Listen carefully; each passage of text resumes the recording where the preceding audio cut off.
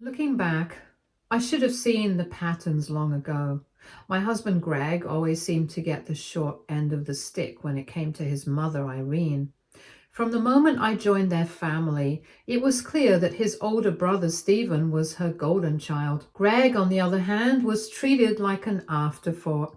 Whenever we visited her, her attention was focused squarely on Stephen, his work, his kids, and his latest achievements. She would barely ask Greg how he was doing, let alone acknowledge any of his accomplishments. At first, I thought I was imagining things.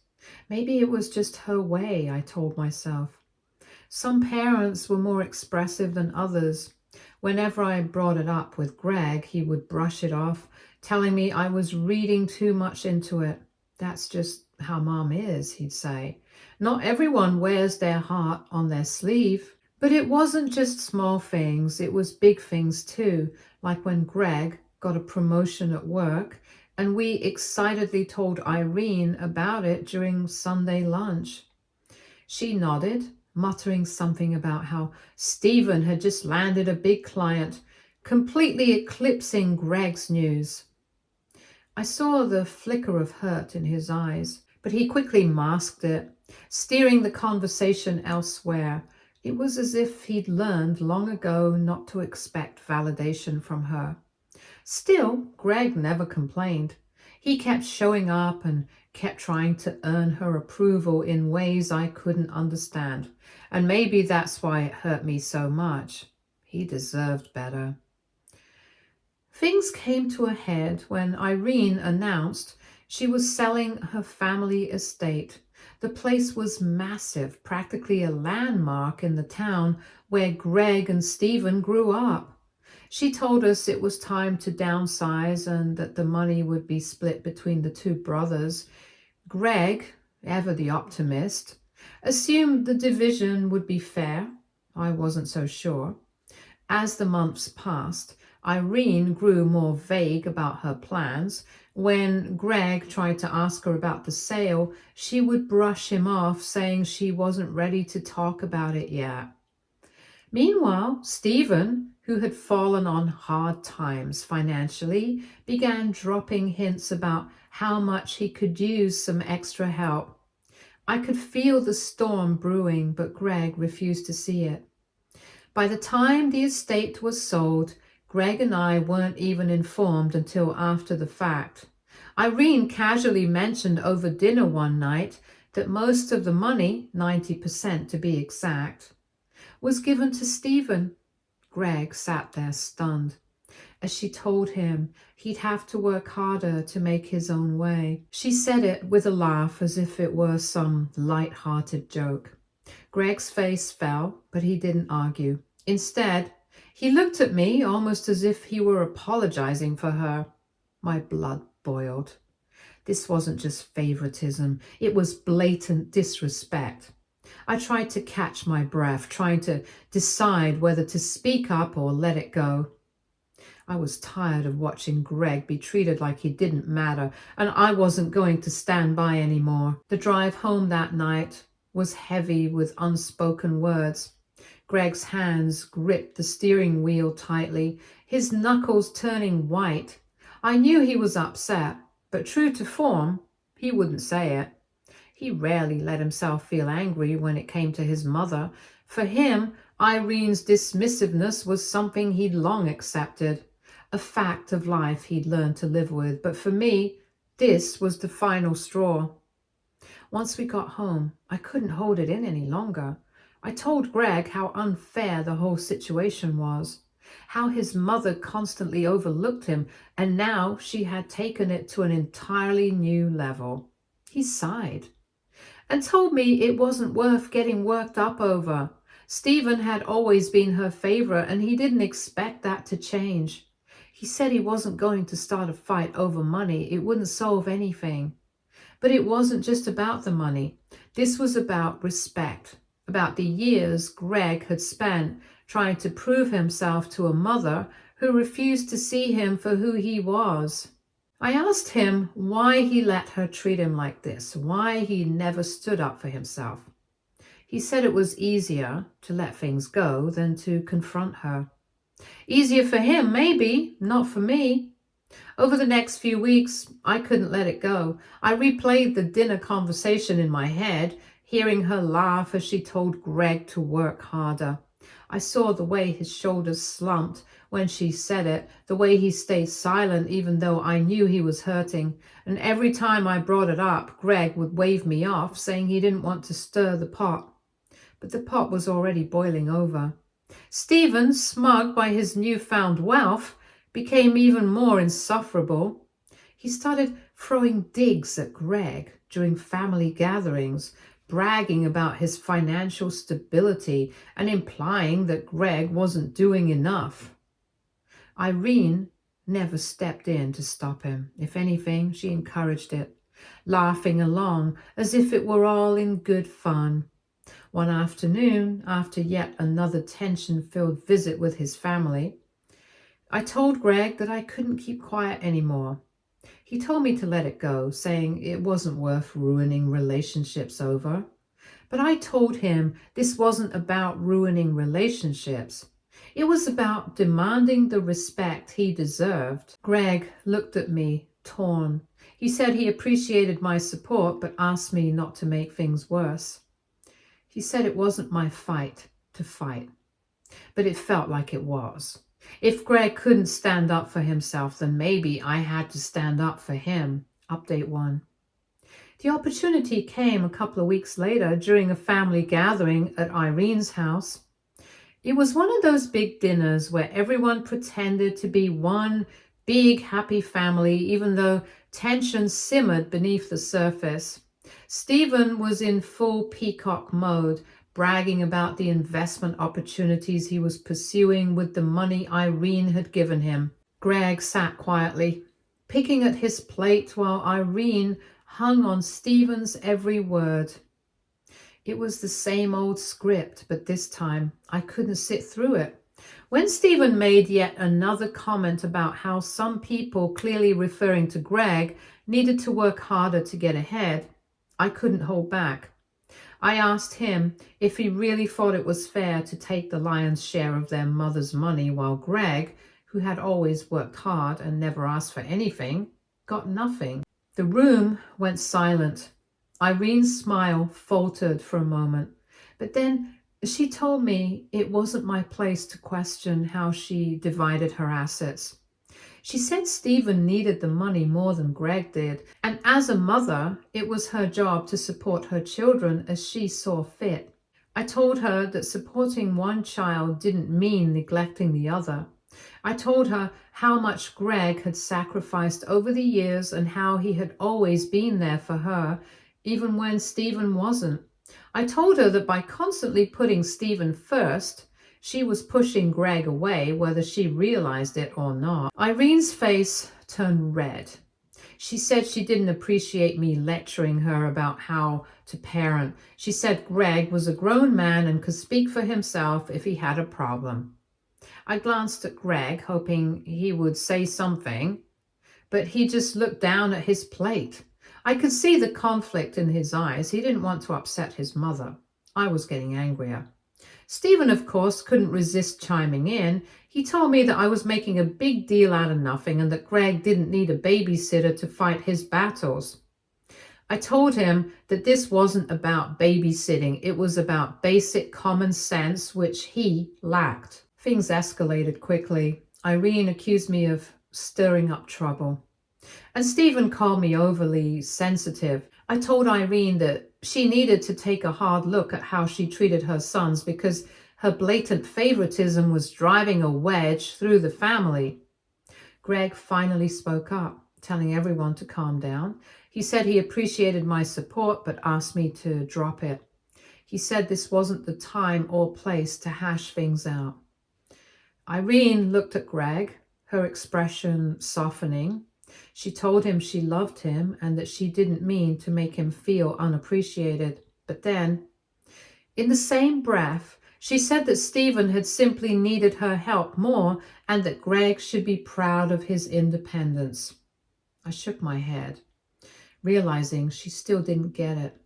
This wasn't about Stephen needing help. This was about years of neglect and favoritism that had left Greg feeling like he would never measure up. As we left that night, Greg said I overdid it. He said it was too much. He said he didn't want to make things worse with his family. I told him that sometimes standing up for yourself means things might get worse before they get better. In my heart, I knew this wasn't over. Irene might never change, but I wasn't going to let her keep treating Greg like he didn't matter. Even if it meant stirring the pot, I was ready to keep fighting. Update 2. After that dramatic dinner, I expected some fallout, but not the kind that came. Irene didn't call Greg for days, which was unusual. Typically, she'd call him every other day to remind him about something trivial or to ask for help with some task Stephen couldn't be bothered to handle. This time, there was radio silence. Greg brushed it off, saying she was probably just letting things cool down. I, however, suspected she was stewing. Sure enough, a few days later, she finally called, but instead of addressing what had happened at the dinner, she opened with a guilt trip. She told Greg that my outburst had embarrassed her in front of everyone. She said she couldn't believe I had disrespected her in her own home. Then she said something that really set me off when Greg repeated it to me later, that I was turning him against his own family. Greg, of course, tried to play peacemaker. He told her that I was just trying to stand up for him because I cared about him. He said he didn't think I was trying to cause trouble, but Irene wasn't having it. She told him that a good wife wouldn't interfere in family matters, especially when it came to money. When Greg told me what she had said, I felt a flash of anger. A good wife? What did she even mean by that? Did she think a good wife should just sit quietly while her husband got treated like an afterthought? Greg, to his credit, defended me as best he could, but he also asked me to let it go for the sake of keeping the peace and asked me if I could apologize. I gave him a glare that shut him up, and I told him that I couldn't promise anything if Stephen or Irene brought it up again. I said I wasn't going to sit silently and watch him be dismissed like this over and over. Stephen, meanwhile, seemed to be reveling in the drama. He started posting pictures of his new investments on social media, fancy dinners, a shiny new car, and some flashy business venture that looked more like a scam than anything legitimate. It was clear he was enjoying the cash flow Irene had handed him. When Greg saw one of Stephen's posts, he let out a heavy sigh. He didn't say anything, but I could tell it bothered him. I told him he had every right to be upset. I told him he deserved better than to be treated like the family's backup plan, always expected to pick up the slack while Stephen reaped all the rewards. Greg said he didn't want to start another fight. He said it was easier to just let Stephen do what he wanted and focus on our own lives. But I could see how much it hurt him, even if he wouldn't admit it outright. Update 3. 2 weeks passed and things seemed to settle down, or so I thought. Irene wasn't calling as often and Stephen was busy flaunting his new lifestyle. But then, out of the blue, Irene called Greg and asked him to come over for a family discussion. She said it was important and that Stephen would be there too.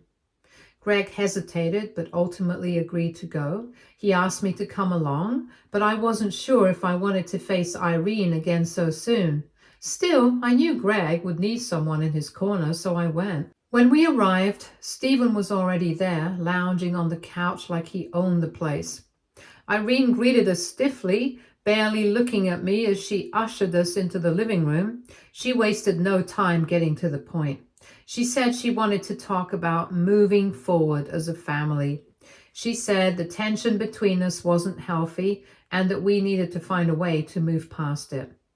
At first, I thought she might actually be ready to take some accountability, but then she started talking about how I needed to apologize for my behavior at the dinner.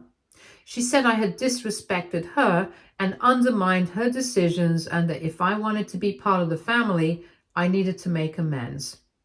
I couldn't believe the load of rubbish she was spouting. I told her that I wasn't going to apologize for standing up for Greg. I said that she needed to take an extra hard look at how her actions were affecting him. Stephen, of course, jumped in to defend Irene. He said I was purposely being overly dramatic and that I needed to stop causing problems. He said that Greg didn't have an issue with how things were, so why should I? That was the last straw. I told Stephen that Greg didn't speak up because he had spent his entire life being conditioned to believe his feelings didn't matter. I said that just because he was used to being treated unfairly didn't make it right. Irene looked furious. She said that she had always done her best for her children and that I had no right to judge her as a mother. She said that if Greg had a problem, he should say so himself. Greg, who had been silent up until that point, finally spoke up. He said that he appreciated me standing up for him, but he didn't want to fight with his family. He said he just wanted everyone to move on and focus on the future. Irene softened slightly when he said that, but she still insisted that I needed to apologize. She said it was the only way to move forward as a family. I looked at Greg, hoping he would back me up, but he just looked torn. I could tell he wanted to keep the peace, and even if it meant throwing me under the bus. I told Irene that I wasn't going to apologize for speaking the truth. I said that if she wanted to move forward, she needed to start treating Greg and me with the respect we deserved. I told her that she should be the one apologizing to me and Greg, even though he was too much of a coward to tell her that to her face. Greg looked stunned. He didn't expect me to be so furious. I walked out on them. Greg tailed me, apologizing, saying I didn't need to apologize to anyone. I didn't speak to him. The conversation ended on a tense note. Irene didn't get the apology she wanted, and I didn't get the acknowledgement I was hoping for. Update 4. After that disastrous family discussion, Greg became quieter than usual. He apologized to me multiple times, begging me to calm down. He said he would do better. I could tell he was trying to process everything, torn between his loyalty to his mother and brother and the clear unfairness of it all. I tried giving him space, but I couldn't hold back my frustration every time I saw another one of Stephen's smug posts or Irene's passive-aggressive messages. One evening when Greg got a call from Stephen, I only heard his side of the conversation, but it was enough to get the gist. Stephen was bragging about another investment, and it involved some of the remaining estate funds that Irene had apparently handed over to him. Greg looked pale as he hung up. When I asked what was wrong, he told me that Stephen had decided to buy into some luxury apartment complex as a silent partner. Greg had tried to ask where the money was coming from, but Stephen had brushed him off, saying Irene had backed him, so Greg didn't need to worry about it. I felt my blood boiling. Greg, who had been working overtime and barely taking a break, was being told not to worry while his mother continued to funnel money to Stephen. I told Greg he needed to stand up for himself and demand some answers. Greg said he didn't want to create more drama. He said Stephen's decisions didn't affect us directly, so there was no point in getting involved. I told him it did affect us, because it was a constant reminder of how his family saw him as nothing more than a second-class son. He got hurt by that. That night, Greg barely spoke to me. His silence wasn't just about avoiding conflict. It was a lifetime of conditioning, telling him to keep his head down and not make waves. Update 5. It didn't take long for Stephen's house of cards to start crumbling. Less than a month later, Greg got another call from Irene, and this time her voice sounded panicked. She said Stephen was in trouble and they needed Greg's help. When Greg hung up, he looked more resigned than surprised. He told me that Stephen's investments had gone south. Apparently, the luxury apartment project had been a scam, and Stephen had poured everything into it, including the last of the estate funds. Irene had co-signed on some of his loans, and now they were both in a financial mess. I couldn't help but feel a grim sense of satisfaction. I didn't say it out loud, but part of me thought they deserved it. They had poured all their resources into Stephen, ignoring Greg's hard work and sacrifices, and now they were paying the price. I asked Greg what Irene wanted him to do. He said she hadn't been specific, but he knew she was going to ask for money. He said he didn't know what to do. I told him that he needed to think carefully before making any decisions. I said that while it was natural to want to help family, he needed to consider how much they had taken from him emotionally, financially, and mentally over the years.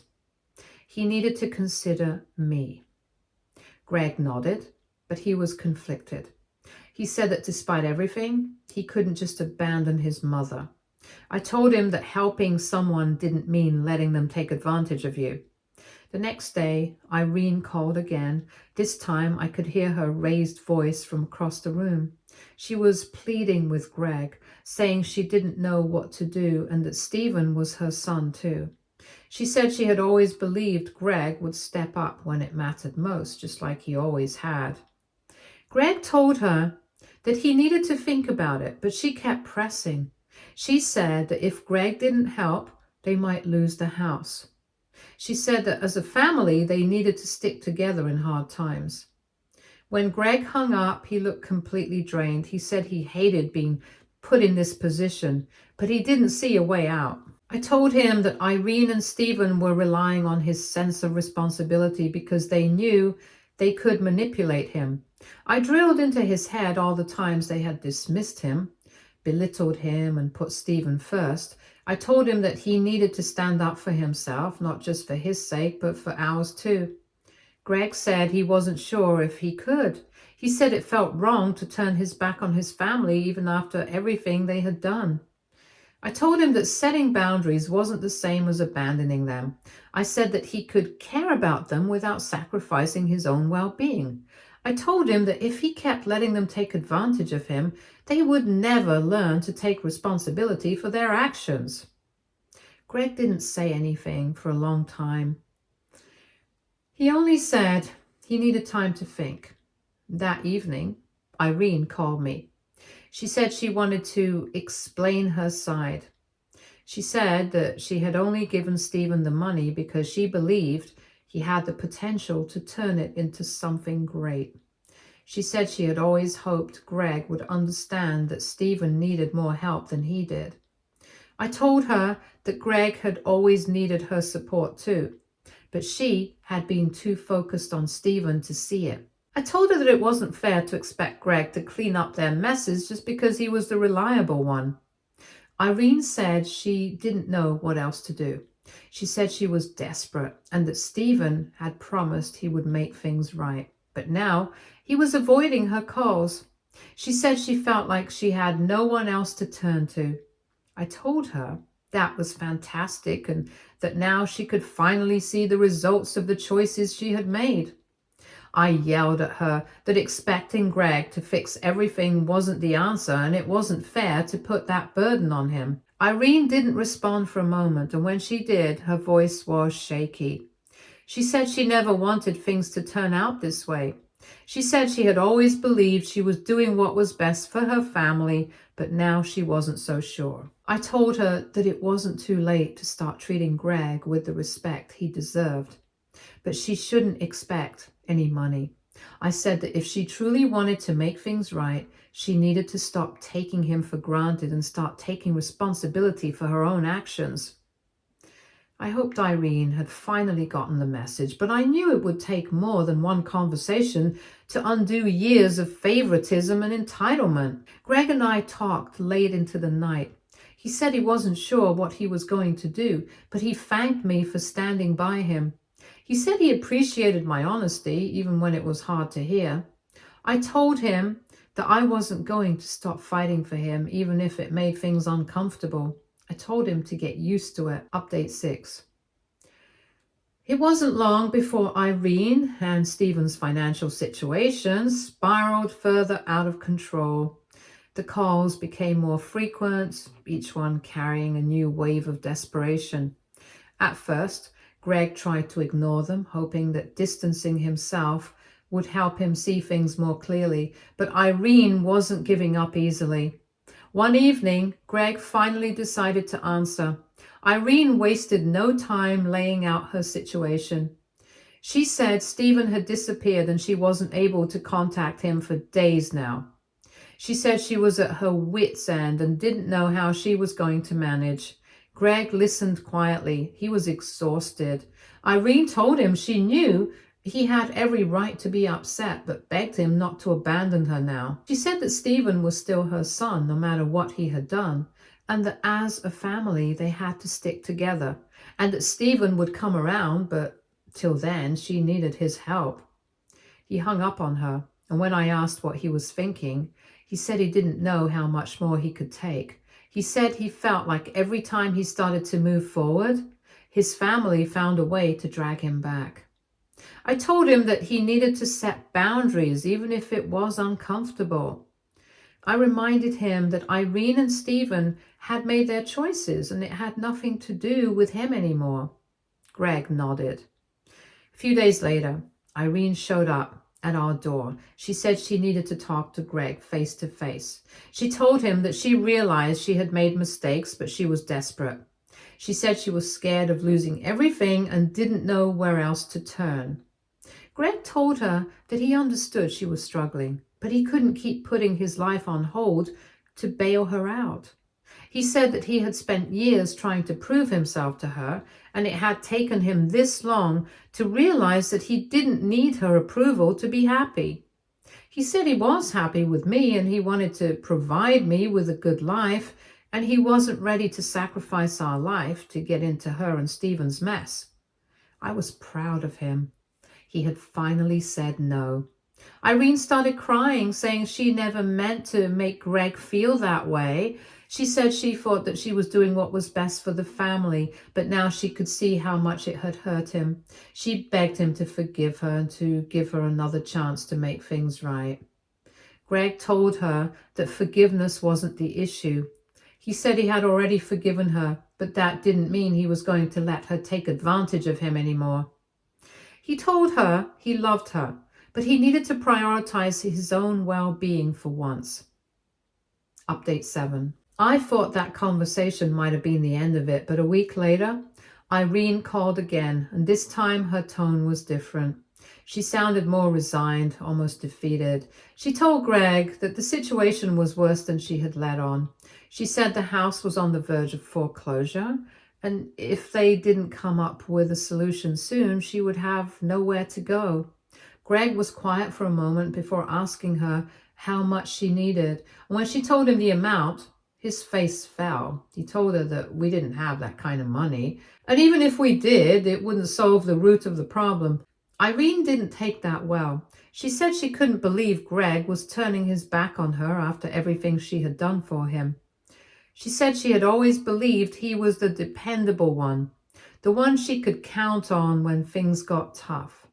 That was the breaking point for Greg. He told her that being dependable didn't mean she could punch a hole through him and rip his heart out. He said that no matter what he did, she was never going to be satisfied. He told her to take these expectations and shift them to Stephen, since the money from both the houses and land went to him. He said he was done trying to prove his worth to someone who only valued him when it was convenient. After he hung up, Greg looked more at peace than I had seen him in years. He hugged me tightly and said he finally understood that he couldn't keep sacrificing himself for people who didn't appreciate him. He said it hurt to let go, but he knew it was right. I made it a point to remind him every day how proud I was of him for standing up for himself. It wasn't easy, and Greg doubted his decision, but each time we reminded ourselves that setting boundaries wasn't selfish. It was necessary. Edit. Irene did try to reach out again. She had always been quick to blame others and slow to take responsibility. It was clear she hadn't changed, and in the end, Greg decided not to reach out to Irene. He said he couldn't give her the power to pull him back into a cycle of disappointment. Stay tuned for more stories from our girl relationships.